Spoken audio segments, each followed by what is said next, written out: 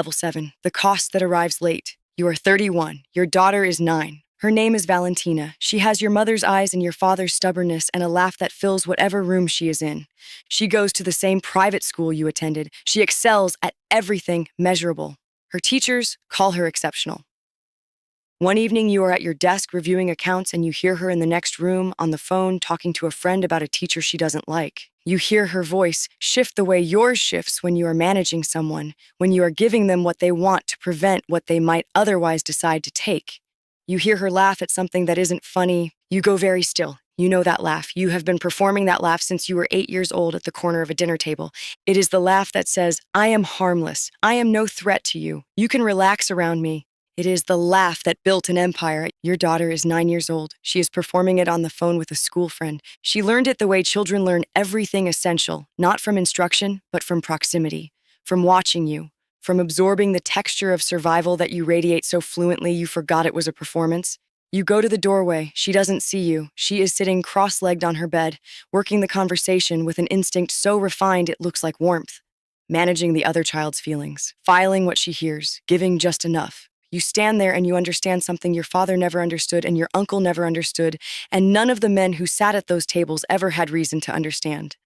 The darkest thing you pass to your children isn't the money or the territory or the danger or the name.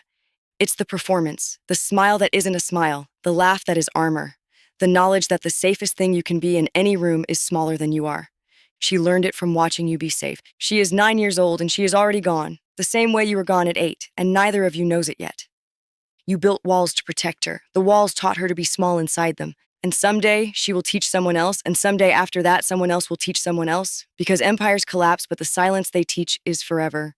You close the door quietly, you go back to your desk, you open the accounts, you do not cry, you file it, the way you file everything. That is how you know it got you. You cost the daughter you were trying to protect by becoming what you became, the one thing the filing cabinet cannot hold. Level 8, the moment nobody writes down. You are 34, you are standing on the balcony of your compound at 6 a.m. The city is still dark. You can see the clinic with your mother's name on it. You built it 3 years ago on the corner where she used to wait for the bus.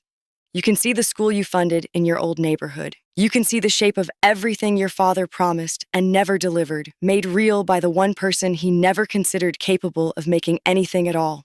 You could leave. You have thought about this with the same completeness you think about everything. The passports exist. The accounts exist in 4 countries under 4 identities. The architecture of disappearance has been in place for 2 years because you build exits the way you build everything else before you need them. You could take Valentina and your mother and disappear into a life that doesn't require you to smile at men who would destroy you if they weren't afraid of you. You could give your daughter a mother who is present at her school performances. You could visit your mother's grave without a security detail. You could stop sleeping 4 hours a night and trusting no one and executing men on suspicion because suspicion is all you can afford. You stand on the balcony and you wait for yourself to want that. The wanting doesn't come. And here is the thing about that, the thing you will spend the rest of your life not saying to anyone. It doesn't feel like a failure. It feels like recognition, like standing in a room and finally being seen as exactly what you are rather than what everyone decided you were. Like the filing cabinet finally being opened by someone who understands the full inventory. The control is the first thing in your life that has ever felt like the right size for you. And that is the moment you become your father, not through violence, not through greed, through the specific seduction of finally being the correct size for the room you're in, through the knowledge that you are very good at this and nothing else has ever made you feel this way. And the exit is right there, and you are not walking through it.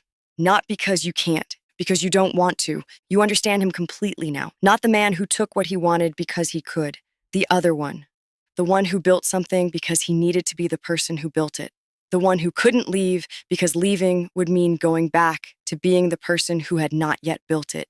You are that person now. You go back inside, you make coffee, you open the files. The city below you runs exactly the way you designed it to run. You cost the woman on the balcony who waited for herself to want the exit. You keep the woman who stayed. You will spend the rest of your life arguing with yourself about which one was real. Level 9, the paranoia. You are 38, you run 3 states, 15 cell leaders, $200 million a year, 4 politicians at the federal level, 2 assassination attempts survived, 1 from a rival cartel, 1 from inside your own organization, which you handled without a public word and without anyone finding the body. You sleep 4 hours a night, You do not attend Valentina's school performances. You watch recordings on an encrypted device and delete them after. You do not visit your mother more than once a month and never on a predictable schedule. You have not eaten in the same restaurant twice in 3 years. Valentina is 16. She has stopped asking where you are. She has learned to exist in the space your absence creates, filling it with the same competence and composure you use to fill the space your father's danger created. Watching her do it, watching her become fluent in your disappearance the way you became fluent in his, is the specific grief of a woman who chose this with open eyes and is not permitted to be surprised by what it costs. You execute a man you suspect of feeding information to federal investigators, not because you are certain, because certainty is a luxury you cannot afford and survival is not. You sit with that decision for exactly one night. In the morning, you open the files. You look at your reflection in the dark window of the compound at 3 a.m. and you see the face from the back room that smelled like cigarettes. The man with the gold-tooth smile and the kidney or cornea contract, the one who had everything arranged perfectly and could not let go of any of it. He looked exactly like this. You earn $500,000 a week. You cost your daughter's 16th year, your mother's ease, the ability to be in any room without counting who would move against you if they could. Level 10, the Cartel Leader. You built this. You killed your way to the top when you had to and used intelligence when you didn't and used politics when intelligence wasn't enough. Your organization moves 100 tons of cocaine a year, sells in 15 countries, politicians in 6 states on payroll. You are worth $3 billion. Your name is on every wanted list in the world. The U.S. has a $10 million bounty on you. The Mexican government has a dedicated task force. You move between safe houses every 3 days. Encrypted messages destroyed after reading. You have had reconstructive surgery twice. Your own children pass you on the street and do not know your face. You meet with other cartel leaders. You divide territory like a board game. Everyone profits. Everyone stays alive. But it never holds. Someone always gets greedy. War breaks out. Towns become battlefields. You give the orders that end it. You cannot stop. If you try to walk away, your own people will kill you. You know too much. You are too dangerous to be left alive and ungoverned. You are the most powerful criminal in the Western Hemisphere. You are also a woman who cannot attend her daughter's school performances. Neither of those facts feels like what you thought it would. What you have, everything, what you need. One exit you have already decided on a balcony at 6 a.m. not to take. Level 11, the Betrayal. It comes from the direction you always knew it would. Not a rival, not the federal task force that has been building the case for 6 years. Your head of security, the brilliant overlooked man you pulled from your uncle's failing orbit and gave a future to, who you trusted more than anyone in the organization because you built him yourself and he reminded you of what you were when someone first gave you access to something worth having. He looks at you across the table with zero remorse. He has already cut the deal. You are the peace offering, the toxic asset being liquidated for regime transition. In the boardroom, they call it restructuring. In the streets, it is just a knife in the back from the hands you trained. You look at him and you think, I taught you this. The filing, the patience, the reading of a room before you enter it. You absorbed everything I showed you the way a child absorbs everything without being taught, through proximity, through watching someone do it so fluently they forgot it was a performance. You made him. He made this. Even this is an inheritance. The trial is 18 months of television. The verdict was decided before you walked into the room. Life. No possibility of parole. You are 40 years old. You cost everything you built, what you carry into the cell, the complete inventory of everything it costs to build it. That inventory will never leave you. Neither will the question of whether it was worth it. Level 12, the last room. You read the room before you enter it, even this one. Maximum security, federal facility. The officers call you by your last name. The other women know who you are before you introduce yourself. You are given a cell in a unit designed to isolate you, which means you are given a population of women who have spent years learning to move information through walls, which means you are, within 3 weeks, more informed about this building than the administration that runs it. You begin your first appeal on the 3rd Tuesday. You map the facility the way you mapped every plaza. Who has access, who has loyalty, who has debt, who wants something and has not yet been offered the right version of it. You work with a library card and a legal pad and 14 cents an hour. It does not matter. You have always been able to build the architecture you need with whatever materials are available. That has never changed. That will never change. Valentina visits on Sundays when the line is not backed up. She is 20 now. She is in university studying, and here is the thing that cracks the center of your chest open for the first time in decades: political science. She wants to work in policy. She wants to fix the broken system. She says this at the visiting table, and you look at her, and something sealed for 25 years opens.